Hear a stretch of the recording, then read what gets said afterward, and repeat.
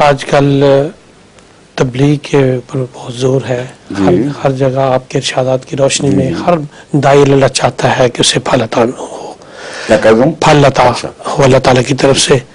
لیکن جب رپورٹس میں وہ بتاتے ہیں تو اس سے یہ ہوتا ہے کہ دوست جو ان کے زیر تبلیغ ہے وہ قریب آتے ہیں، نمازیں بھی ساتھ پڑھ لیتے ہیں، کتب بھی پڑھتے ہیں. اس کے بعد ہر قسم کی ہماری مجالس میں اٹینڈ کرنے کے بعد اور مہینوں گزر جاتے ہیں ان کے ساتھ، تو وہ بیعت کر کے داخل ہوتے ہیں. لیکن دوسری طرف یہ ہے کہ 2-3 میٹنگ میں وہ اپنا فیصلہ کر کے فوری آ کے کہتے ہیں کہ ہم بیعت کریں. لیکن جو مہینوں گزر جاتے ہیں ان کو مبشر خوابیں بھی آ جاتی ہیں، اس کے باوجود بھی وہ جماعت میں بیعت کر کے شمولیت نہیں کرتے. اس بارے میں پیارے آقا کوئی ارشاد فرمائیں کہ کیا اس کی صورتحال آپ کے جواب میں آپ کی طرح اس اسٹائل سے بات شروع کرتا ہوں کہ پیارے عبداللطیف خان صاحب، یہ جو بات آپ نے پیش فرمائی ہے یہ تجزیے کی محتاج ہے. اول تو ان خوابوں کو مبشر کہنا ہی درست نہیں جن خوابوں کا انکار انسان کو جہنم کی طرف لے جائے. اس لیے مصدق خوابیں کہہ سکتے ہیں، مبشر خوابیں نہیں کہہ سکتے. اللہ تعالیٰ نے آسمان سے تصدیق فرما دی، اس کے باوجود انہوں نے انکار کر دیا. تو یہ بات جو ہے اس کی مثال وہی ہے جو حضرت اقدس محمد رسول اللہ صلی اللہ علیہ وسلم نے پیش فرمایا کہ ایک شخص جنت کے اتنا قریب ہوگا کہ جیسے وہ دروازہ کھٹکھٹانے تک پہنچ گیا ہے قریب، اس کا ہاتھ لگنے لگا ہے دروازے کے ساتھ، اور پھر وہاں کچھ دیر ٹھہرا رہے گا لیکن آگے نہیں بڑھ سکے گا. پھر وہ پیچھے ہٹنا شروع ہوگا اور اتنا دور ہو جائے گا کہ پھر جہنم میں جا کے اس کا ٹھکانہ ہوگا. اور ایک شخص جہنم کے قریب اتنا ہوگا کہ بس یوں لگا کہ اب گرا کہ گرا، اور پھر وہ کچھ دیر وہاں کھڑا رہے گا، پھر پیچھے ہٹنا شروع ہو جائے گا یہاں تک کہ بالآخر جنت میں اس کا انجام ہوگا. تو یہ مختلف قسم کے لوگ ہیں، ان کی اندر کی نیتیں یہ فیصلہ کرتی ہیں. اصل میں ہدایت کا مرکزی جو محرک ہے وہ توحید ہے.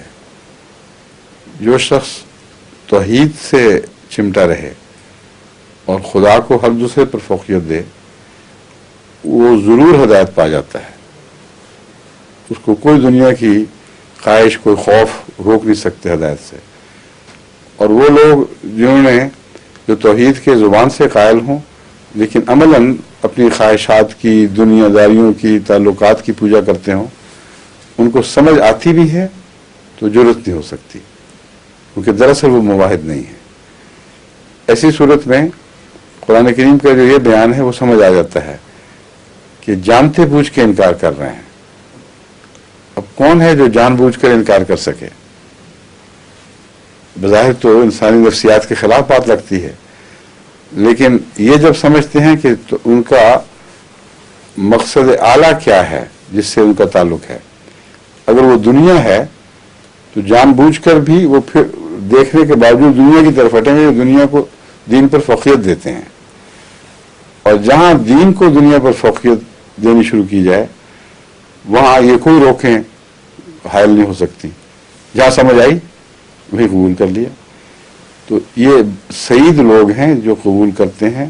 ایسے لوگوں کو کچھ دیر موقع دینا چاہیے، اس کے بعد اپنی توجہ ان سے پھیر لینی چاہیے، ان کو خدا کے سپرد کریں، ورنہ یہ آپ کی بہت سی توجہ کو بے وجہ کھینچیں گے، آپ کا وقت ضائع کریں گے. آپ کہیں بڑے اچھے آدمی آ گئے، ساری عمر یہی تعریف سنتے گزر جاتی ہے، یہ بڑا شریف آدمی ہے، ہمیشہ ہمارے ساتھ تعلق رکھتا ہے. جب اطلاع آتے ہیں تو رسول اللہ صلی اللہ علیہ وسلم کا وہ فیصلہ دوسری طرح کھل کے ظاہر ہونا شروع ہو جاتا ہے. جب بڑے بڑے ابتلا آتے ہیں، احمدیت کے خلاف موومنٹ چلتی ہیں، تو یہ لوگ پھر شرمانے لگتے ہیں، آپ سے سرک کے الگ ہونے شروع ہو جاتے ہیں، کہ جانے پہچانتے بھی نہیں. پھر اب ضیاء کے دور میں ایسا واقعہ ہوا ہے، ایسی سوسائٹی میں کراچی میں جن کے میں جانتا تھا، میں ملتا بھی رہا ہوں ان لوگوں سے، بڑے بڑے باس اور دنیا دار لوگ، دعوتوں پہ گھر میں بلانے والے، احمدیوں کو ان کے ہاں جانے والے. وہ ابتلا کا جب دور شروع ہوا ضیاء کا، تو کچھ جب آگے بڑھ گیا تو وہ صاحب جو مجھ سے تعارف کرواتے رہے تھے ان کو بڑا حسرت کا خط آیا کہ وہ تو اب پہچانتے ہی نہیں، کنی کترا جاتے ہیں. کیونکہ میرے ساتھ واقفیت ان کے لیے شرم کا موجب بن گئی ہے. تو اس لیے انہوں نے اپنی عمر ضائع کی بیچاروں نے, اللہ ان پہ بھی رحم فرمائے. شریف لوگ, احمدی دوست, احمدیت نواز کہلانے والے, چونکہ ڈرتے دنیا سے تھے, عبادت دنیا کی کرتے تھے, اس لیے ان صاحب کا یہ تاثر بہت اچھے لوگ ہیں جن میں موو کر رہا ہوں. نہ صرف یہ غلط نکلا بلکہ ان کی عمر کا ایک حصہ ضائع ہوتا ہوا دکھائی دیا ہے. اگر اس کے بدلے نسبتاً بہادر متقی لوگ جو ناواقفیت کی وجہ سے مخالفت کرتے ہیں ان پر محنت کرتے تو بہت بہتر نتائج نکل سکتے تھے. اس لیے میں جماعت کو یہ بھی کہتا ہوں کہ مخالف سے ڈرو نہیں, مخالف کے پاس پہنچو اور جائزہ لو کہ کس قسم کا ہے.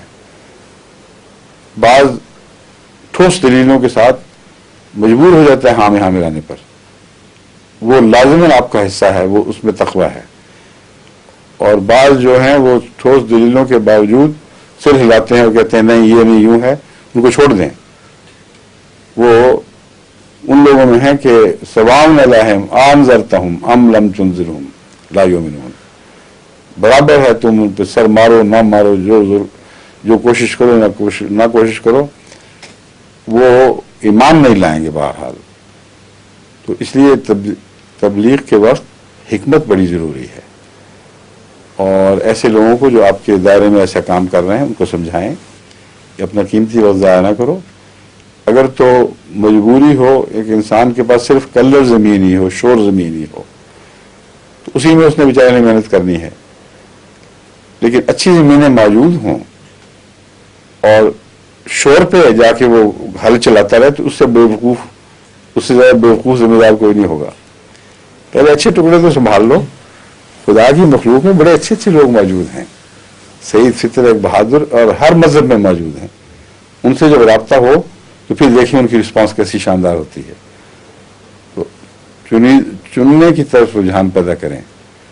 اب میں زیادہ لینا ہے, آپ کا وقت تھوڑا ہے, دوسروں کے پاس بے شمار وقت ہے, تو آپ نے وہاں کانٹیکٹ کرنا ہے جہاں آپ کے وقت کی بہترین قیمت ملتی ہو. سمجھ گئے؟